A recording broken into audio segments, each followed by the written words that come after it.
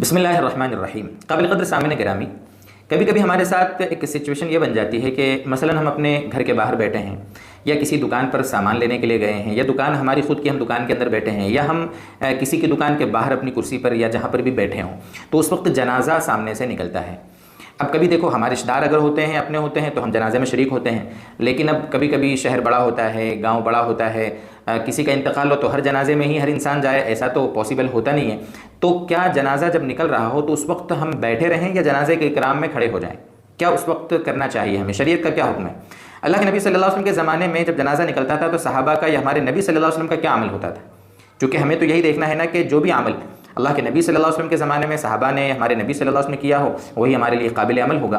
तो यहाँ इस सिलसिले में जो फ़ुक़हा मुहद्दिसीन जो बात फरमाते हैं वो ये है, उसका खुलासा ये है कि पहले ज़माने में, इस्लाम के शुरू के ज़माने में, जब मक्का से मदीना पहुँचे थे मुसलमान, तो मदनी ज़िंदगी के शुरू में ये हुक्म था कि अल्लाह के नबी सल्लल्लाहु अलैहि वसल्लम भी, सहाबा भी जनाजे को देखकर खड़े हो जाते थे।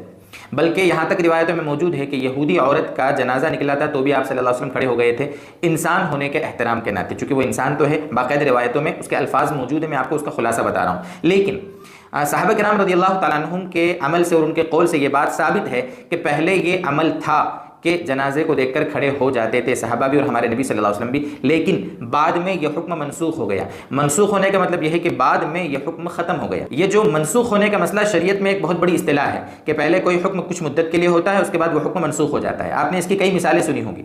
जैसे जब मदीना में मुसलमान मक्का से मदीना हिजरत करके आए थे तो मुसलमानों को हुक्म हुआ था कि वो क़िबला जो बैतुल्लाह है उसकी तरफ नहीं बल्कि बैतुल मक़दिस की तरफ, जिसको बैतुल मुक़द्दस भी कहा जाता है, मस्जिद अक़सा जिसको कहेंगे, उस तरफ रुक करके नमाज़ पढ़ें।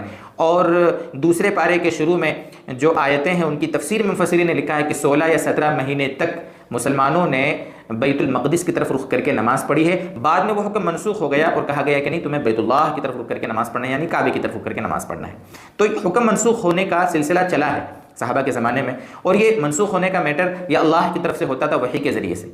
तो गोया के पहले जनाजे को देख कर खड़े हो जाने का हुक्म था, सहाबा इस पर अमल भी फरमाते थे, हमारे नबी सल्लल्लाहु अलैहि वसल्लम का भी अमल था। बाद में ये हुक्म मनसूख हो गया। अब क़यामत तक के लिए हुक्म यह है कि अगर जनाजा निकल रहा हो, अगर आपको जनाजे के साथ जाना है, जनाजे को कांधा देना है, कांधा देने की सुन्नत अदा करनी है, जनाजे के साथ में चलकर मैयत का हक़ अदा करना है, क्योंकि जनाजे के साथ चलने को हमारे नबी सल्लल्लाहु अलैहि वसल्लम ने मैयत के हुकूक में से बताया है। अगर ये सवाब आपको कमाना है तब तो आप खड़े हो जाएं, लेकिन वैसे ही बिला वजह जनाजा निकल रहा हो तो खड़े होने का क्या फ़ायदा है? कुछ नहीं, इसलिए खड़े ना हो। हाँ, इतना है कि जनाजा सामने से जाता हुआ दिखा है, किसी ईमान वाले का जनाजा है, तो आप इन्ना लिल्लाहि व इन्ना इलैहि राजिऊन पढ़ लें।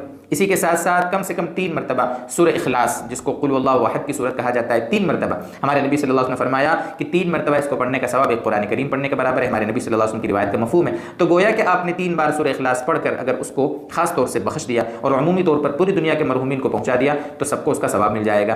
तो गोया के जनाजा देख कर हमें इन्ना लिल्लाह पढ़ना चाहिए और इसी के साथ साथ 3 बार सूरह इखलास पढ़ देना चाहिए ताकि मरहूम को सवाब मिल जाए। अच्छा, यहाँ पर कुछ लोग कहते हैं कि गैर ईमान वाले का जनाजा निकले तो क्या करना है? तो उलमा ने इस सिलसिले में भी फरमाया है कि अगर गैर ईमान वाले का जनाजा भी निकले ना तो खड़े होने की ज़रूरत तो है ही नहीं। हाँ, अपनी मौत को याद करके इन्ना लिल्लाहि व इन्ना इलैहि राजिऊन पढ़ लेना चाहिए। बाकायदा हज़रत मौलाना यूसुफ साहब रहमतुल्लाह अलैह, जो जिनकी किताब है आपके मसाइल उनका हल, किसी ने उनसे इस सिलसिले में सवाल किया तो हज़रत ने यही जवाब दिया कि अपनी मौत को याद करके उस वक्त भी इन्ना लिल्लाहि व इन्ना इलैहि राजिऊन पढ़ लेना चाहिए। ये है खुलासा इस सिलसिले में कि अगर हम किसी जनाजे को देखें तो हमारा उस सिलसिले में क्या अमल होना चाहिए। अल्लाह करे कि ये बातें हम सबकी समझ में आए।